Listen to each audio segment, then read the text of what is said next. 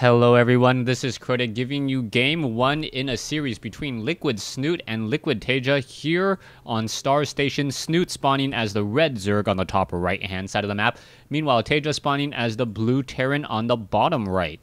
Now for some reason, the TESL guys have not gotten back to me, and they haven't been communicating with me at all, so that may be the end of that. And I know some of you guys are like, well, we get to watch Taeja and Snute instead. How awesome is that? So yeah, two of the more well-known members of Team Liquid.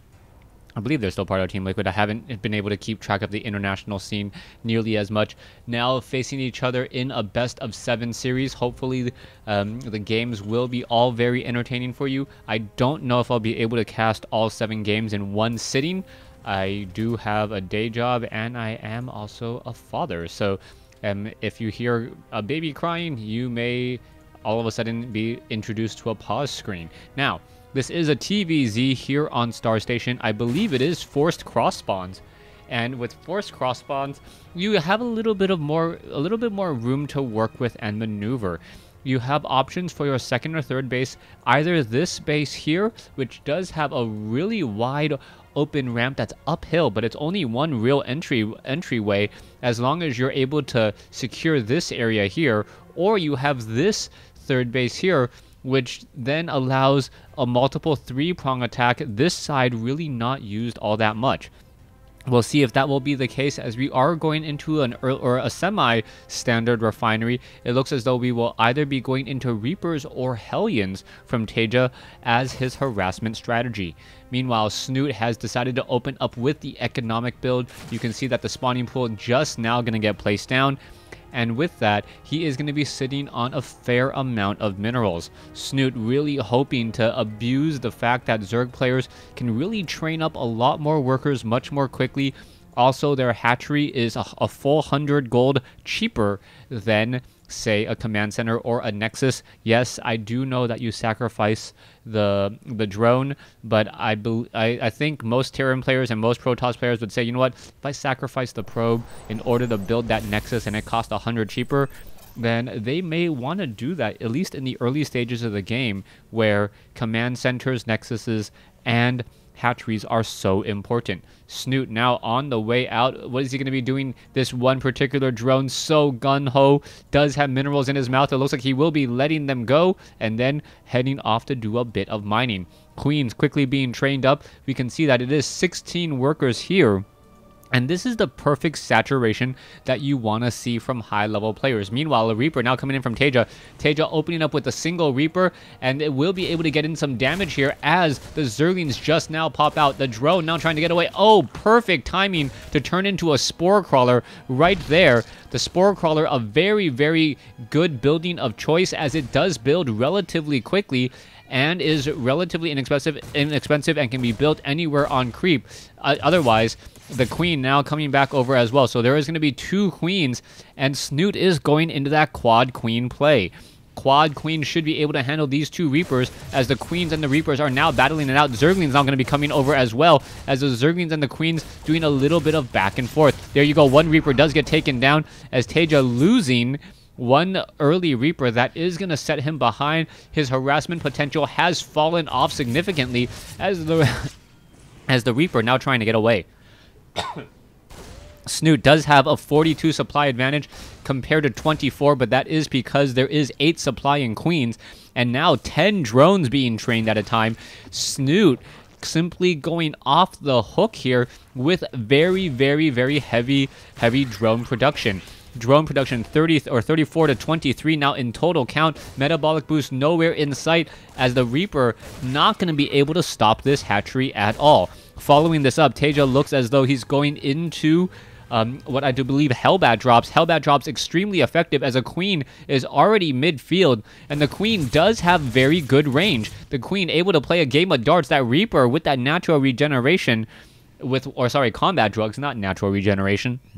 gets 1 additional hit point as we are now going into Hellions. Alright, as long as that Reaper is the one taking the damage, then this harassment can last forever, as the Queen now comes in to quickly throw a dart at the Reaper to try and stop that healing. Very good play once more. Oh, down to 1 hit point again. That Reaper definitely has a death wish, as he is still wandering around here. Meanwhile, Zerglings covering every which corner of the map. Snute doing a good job. Now suiciding an Overlord will be able to get in a good sight here, as Taeja trying his best to hide the fact that he is going into Hellbats. Queens now working together here. That 1 low hit point Queen does get roasted and toasted.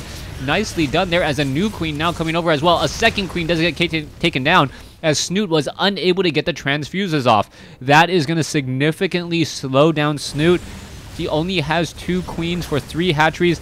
That will hurt him tremendously, as we now see the Hellions cleaning up some of the larvae. And what will be happening next, as the Reaper just getting shots off onto that hatchery. Alright, this is a very, very slow going, as the Reaper and Hellion and company will take down this hatchery pretty quickly. You can see the amount of damage that Hellions are doing rather low, but given the amount of time, it is going to be very successful, as we now see that Snute, could be in a little bit of trouble. 1 Hellbat, 2 Hellbats, Zerglings getting toasted there. The Hellbat now getting healed, as the Hellbat looking to back away. Is it going to take down more units? Worker kill count up to 3. I believe that's now up to 5 there, as it takes another 2 drones out. Roach is now doing a move out here, and very nice that he was actually able to get some Roaches out in that engagement.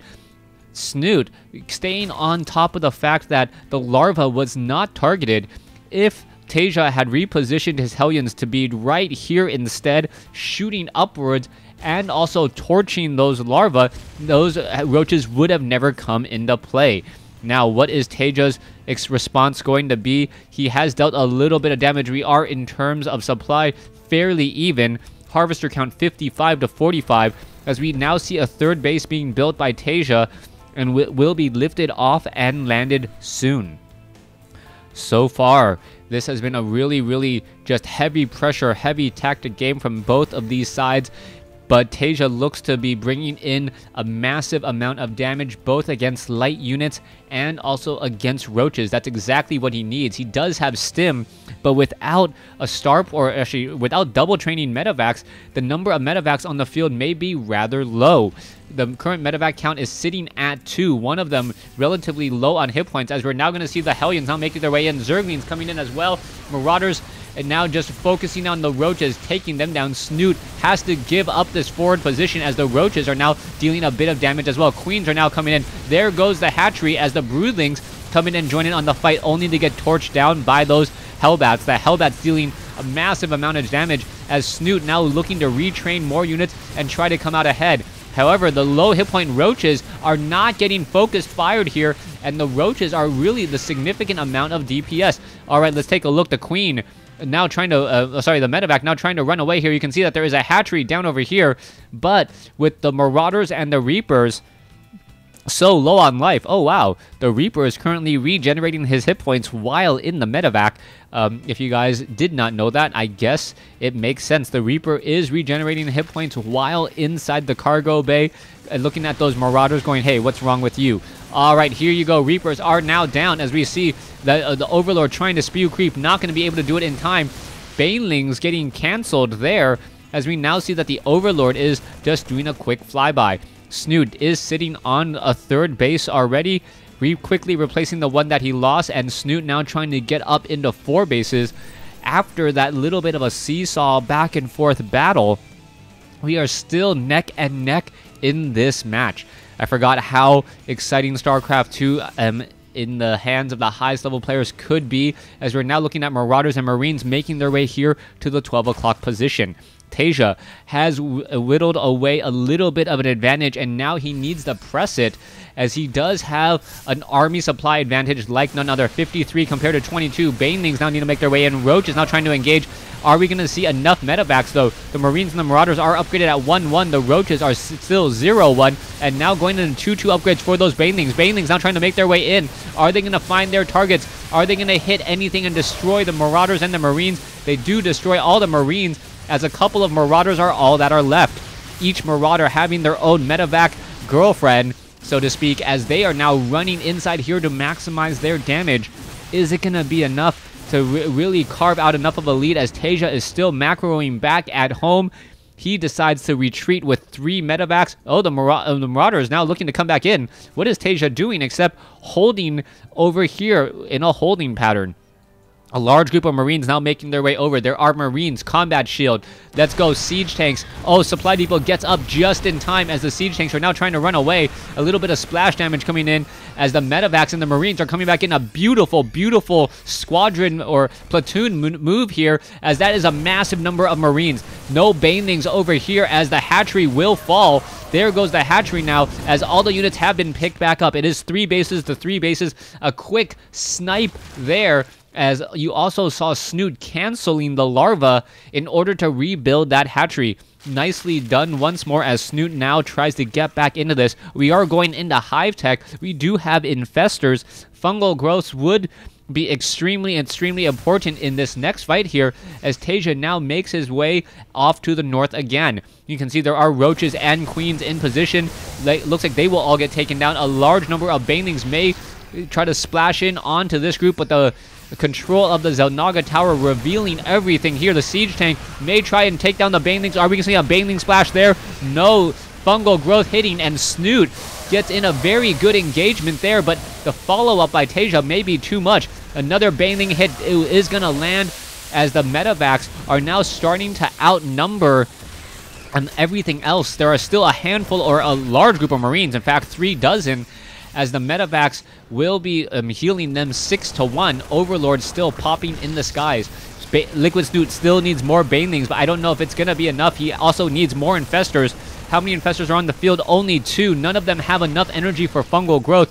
Snute had lost at least 3 infestors in that earlier engagement, and those infestors would be key in this next fight. Snute sitting on about 1,600 resources. He is severely larva limited, has not been able to land those injects as he needed, as the Marines are now pushing very, very far on the creep.